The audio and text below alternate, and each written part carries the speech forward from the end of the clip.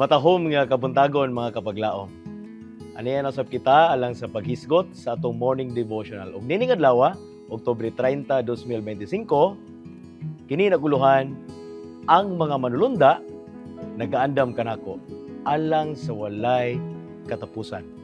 Og ang atong teksto makita dinha sa Exodus kapitulo 23 bersikulo 20 nga nagingon, ania karon ginasugo ko ang usa ka manulunda sa tubangan mo aron sa pagbantay kanimo sa dalan ug sa pagdala kanimo ngadto sa dapit nga akong gitagana. Ang tibuok langit nakigbahin diha sa buluhaton sa pag-andam sa usa ka katawhan nga magabarog ni anang adlaw sa pagpangandam sa Ginoo. Ang relasyon tali sa langit uban sa yuta daw hilabihan gyud kasuod.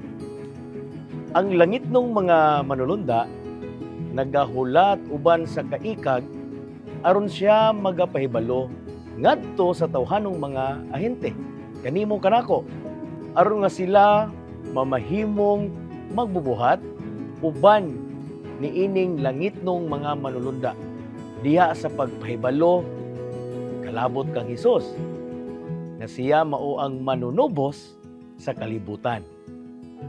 Puno sa grasya ug kamatuoran.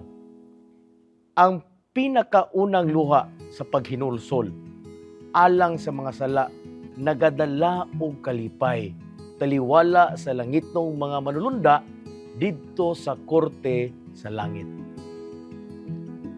Ang mga langitnong mensahero andam uban sa ilang mga pako alang sa pagministeryo ngadto sa kalag kinsa nga nagapangita kang Hesus. Dagko og mahimayaong mga butang ang giandam sa Dios alang niadto nahigugma kaniya. Ang kaning mga manulunda nagapaabot uban sa kahinam alang sa katapusang kadaugan sa katawhan sa Dios. Sa diha ang mga serafines o mga kirubin ug ang kapid-an ka mga kapid-an og linibo ka mga linibo, labihan kadaghan nga mga manulunda magahiusa diha sa pag-awit sa kabulahanan ug magasaulog sa mga kadaugan diha sa ilang kalampusan sa pagpataliwala alang sa pagpabalik sa tawo. Si Hesus nag-ihap sa bili sa kuluwasan sa matag anak nga lalaki o babae ni Adan.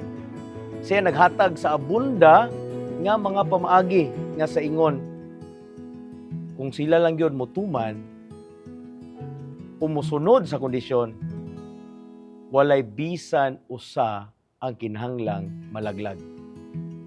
Apan, makabaton gayod sa kinabuhing walay katapusan. Ang matag langit ng mga manulunda nagabuhat ingon nga iyang mga ahente diya sa pagdaog sa tawo ngadto sa Dios.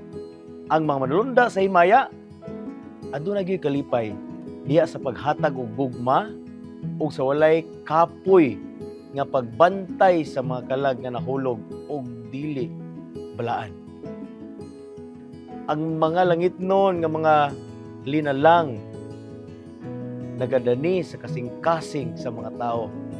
Sila nagadala og kahayag gikan sa mga korte nga atuas sa itaas alang niining mangitngit nga kalibutan. Pinaagi sa malumo ug mapailubon nga ministeryo, sila nagatandog sa tawhano espiritu. Aron sa pagdala sa nahulog ngadto sa pagpakig-uban kang Kristo nga mas labing suod kaysa ilang nahibaluan. Pagampo ta mga kapaglaw. May hugmaon dalaygon nga Dios Amahan. Salamat na usab sa kahigayunan nga among nadawat ang mensahe pinagi sa morning devotional. Nagpahinumdum ka namo sa buhat sa mga manulunda alang kanamo og sa tanang katawhan nga buot sila o Dios mga giya ilabi na sa mga katawhan nga nahilayo kanimo Ginoo nga sila mahibalik og magkaalaga dinha kanimo Dios. Naghangyo ako Ginoo nga inubanan sa paghiusa kanamo og sa mulunda. Daghan pang hamiling kalag ang makaila kang Hesukristo isip preso man luwas o manunubos.